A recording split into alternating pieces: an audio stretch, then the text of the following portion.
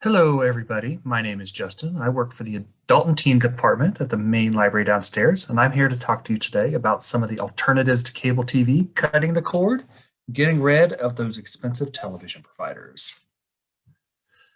So when we say cutting the cord, what we mean is, cutting that cable cord, cutting that cord to that satellite dish, getting rid of those sort of big vendors to hopefully save you a little bit of money on your cable bill and maybe see some things that maybe you haven't seen before or maybe aren't as popular, really expand what it is that you watch on TV. So each of these are going to utilize apps instead of that big cable provider. So the app would be like Netflix or Hulu or Hoopla. You can kind of think of it like your cell phone. You have a cell phone and then you download and add apps and you use those apps to actually get things on your phone. The apps are almost always free, although the service through the apps do tend to cost money.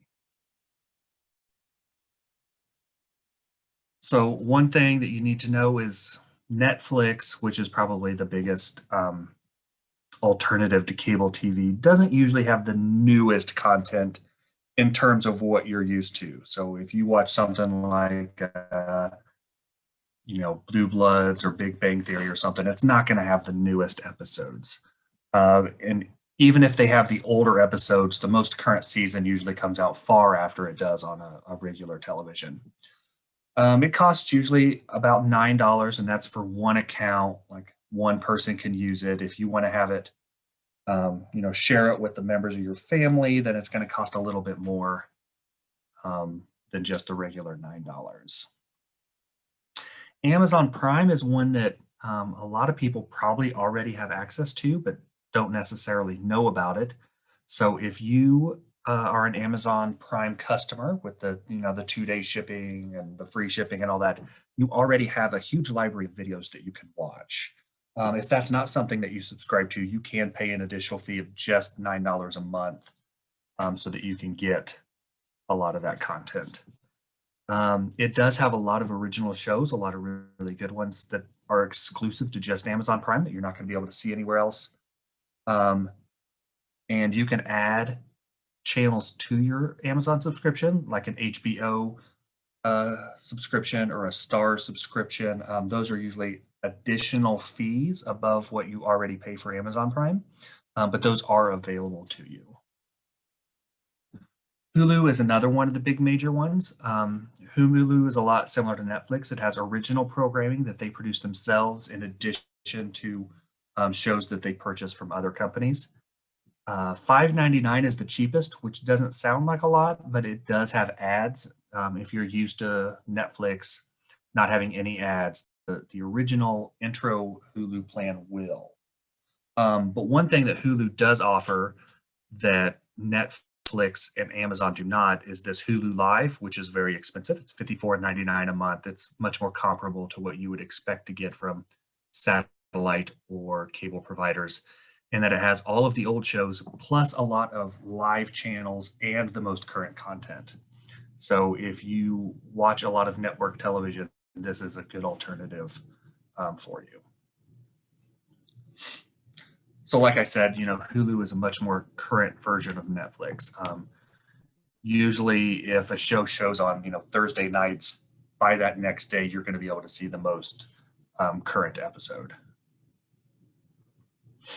Hoopla is one that you get with your library card. You borrow content just like you would books. So it's a little bit different than Netflix and Hulu. So if you subscribe to one of those two, you get everything all the time. Hoopla, you have a set number of checkouts per month. An episode of a television show would count, or one episode of a movie, or one movie would count towards your monthly subscription. But you would be able to get all of these, and you can get them on a computer. And even I know Roku has an app. So if you have a Roku, you can add a Hoopla app, and it would just be like borrowing from Netflix. SLINGTV started out as kind of the first alternative to cable TV. What it does is it shows live television, and it also has the ability to record shows. It starts at about $20 a month, and you can upgrade that depending on what channels you want. But the $20 gives you a pretty good selection of channels. But it is much more of like a live television as opposed to what you would expect from the other providers. YouTube TV is pretty new in the online subscription game, and it's pretty expensive, $65.99 a month.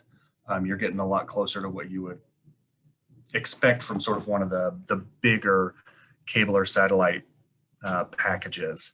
But what it does have local channels, which is a big draw for a lot of people. And it has over 85, and you can record as much or as little as you want. And, you know, anywhere you go and can get YouTube, you can get your YouTube TV subscription.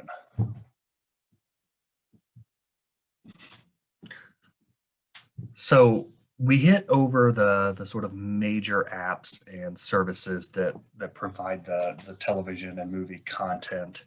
There's a lot more smaller ones. Disney Plus is one that is pretty new, but also can provide a lot of subscription. NBC has one that's called Peacock that actually starts off as completely free. You don't even have to pay for it. You can get a CNN app, an ESPN or an ESPN Plus app, and even Apple TV now, which we're going to talk about their hardware, also has their own original programming that you can get now. So now that we've hit that, we're going to take a look at a few of the hardware, what you'll need. So once you get rid of that cable box or that satellite dish, what do you have to get to be able to access all of this other content? And the first thing is that you have to have internet.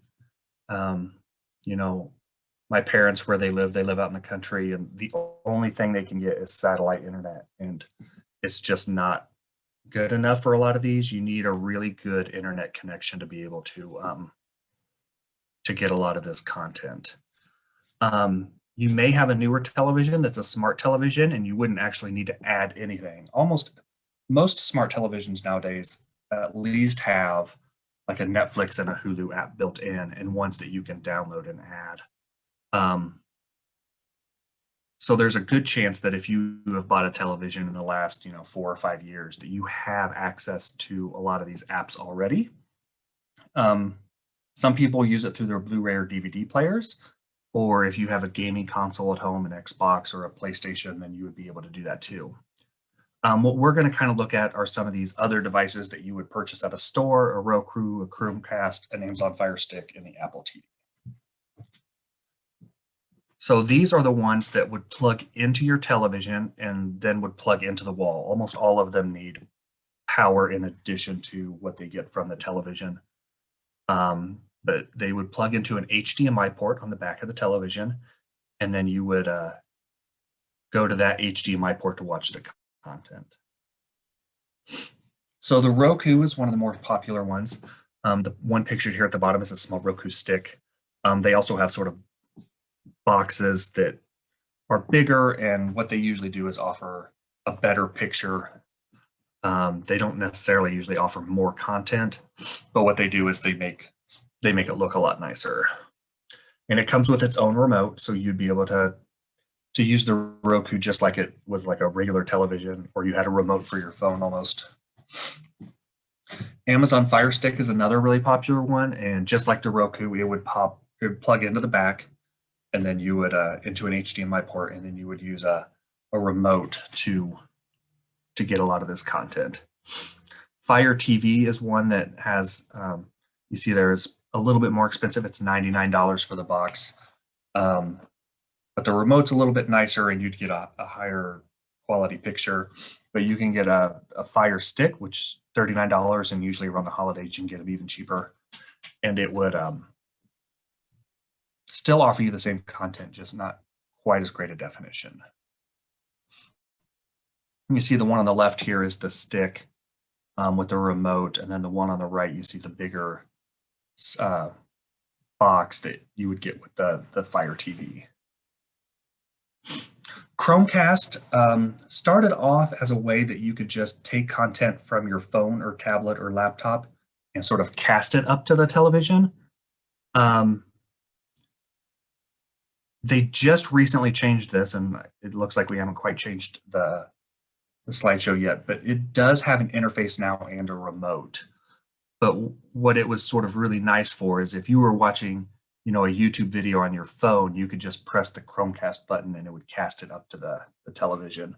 So the most current Chromecast will have an interface, but a lot of the older versions still will not. And Apple TV, which used to act just like these other had, in that you would download apps to your Apple TV and then you'd be able to use them. This one also now has original programming for an additional fee, television shows that you won't get anywhere else. One of the nice things about this and the Chromecast is Apple TV uses Siri voice control, which if you have an iPhone, you might already be used to. And the Chromecast would use the Google Assistant, which if you have an Android phone, you might be really used to as well.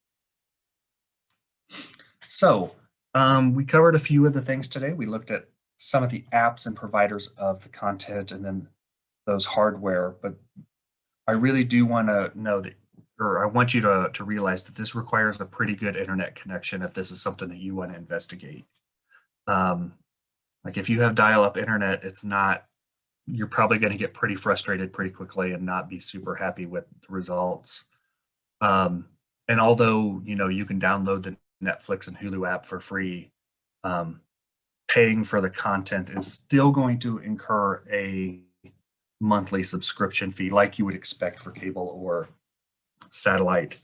So if you add a Netflix for $8.99 and Hulu for $5.99 and Disney Plus for $5.99, I mean, you just have to be mindful that once you start adding all these things up, that don't end up spending more than you would otherwise.